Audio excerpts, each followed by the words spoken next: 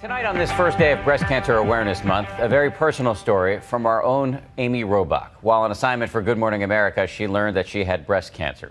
Tonight, what happened next, and Amy's reflections 1 year later as shared with her friend, colleague, and fellow cancer survivor, Robin Roberts. This is part of our Breast Cancer Awareness Initiative, ABC News Goes Pink. And I started thinking, wow, if I've put it off, how many other people have put it off as well? I went in to see Robin, who is a breast cancer survivor and thriver, and she said, you know what, Amy? If one life is saved because of early detection, it's all worth it. I'm gonna do this. And so, Robin, this one's for you. Wow. I mean, to know what happened now it's emotional to watch that. You know, Amy, wow. I mean, just to see you and to see you now. Talk about life-changing moments happening when you least expect it. Now to a very, very brave moment. Our dear colleague, Amy Robach. She's one of the news staffers having a mammogram. This was me exactly 1 year ago today, live on ABC, about to get my first mammogram.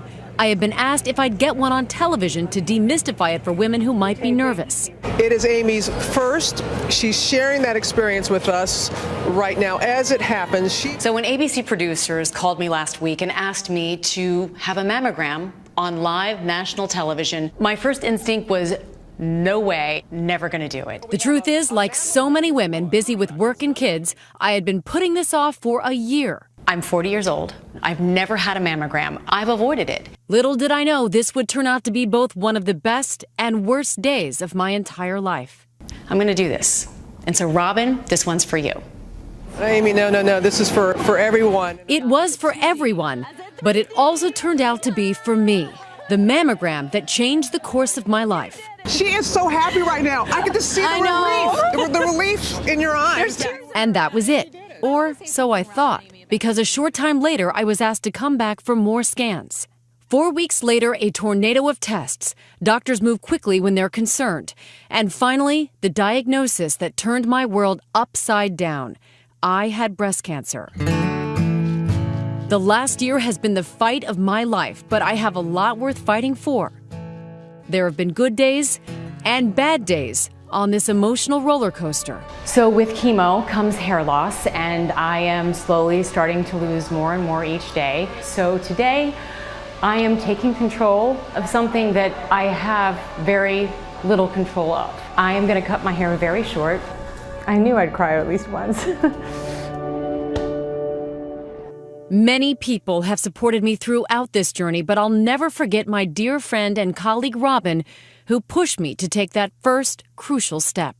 I thought I was doing something philanthropic for others who might have cancer, never imagining that I was sitting in this room with 2 malignant tumors inside of me. You gave me the gift of knowledge, the gift of life, and for that I will be eternally grateful, because you nudged me into that mammogram.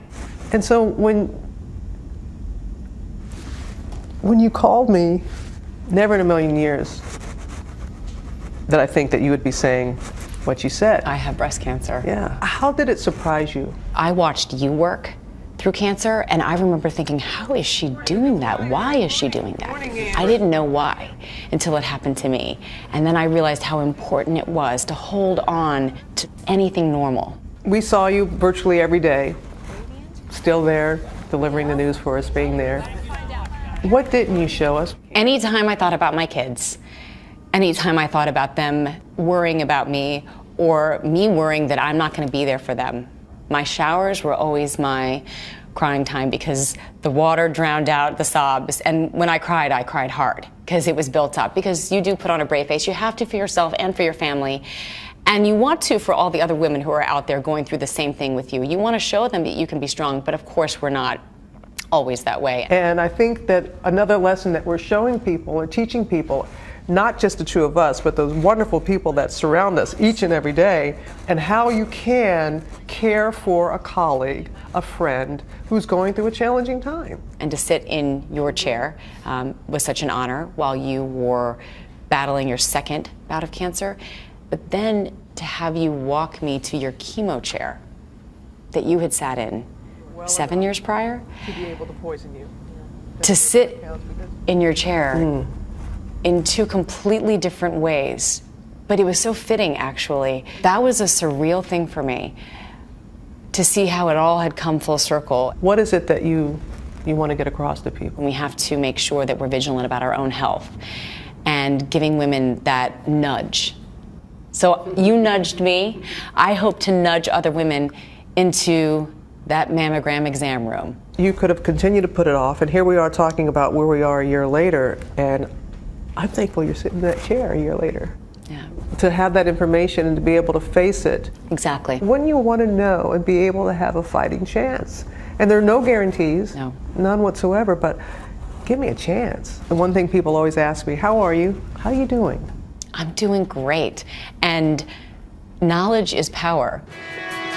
And so this week, 1 year from my first mammogram and all that's followed, I'm ready. Well, at least I look the part.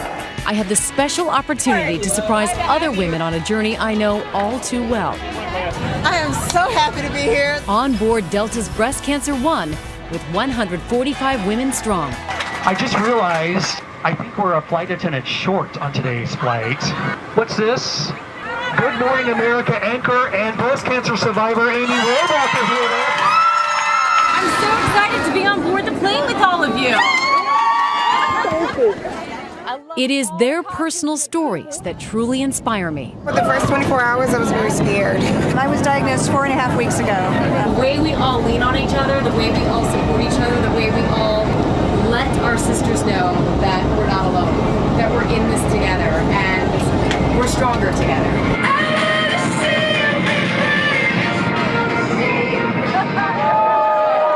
We landed in New York City, where the women were greeted by hundreds of supporters.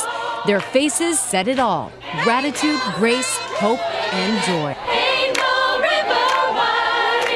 I'm looking forward to the day where I won't even think about cancer. I'll just think about living. Okay, then just lean over, because we'll probably be side by side on the desk, and tell me when you have that day. I will. Because it's going to happen. For Nightline in New York, I'm Amy Robach.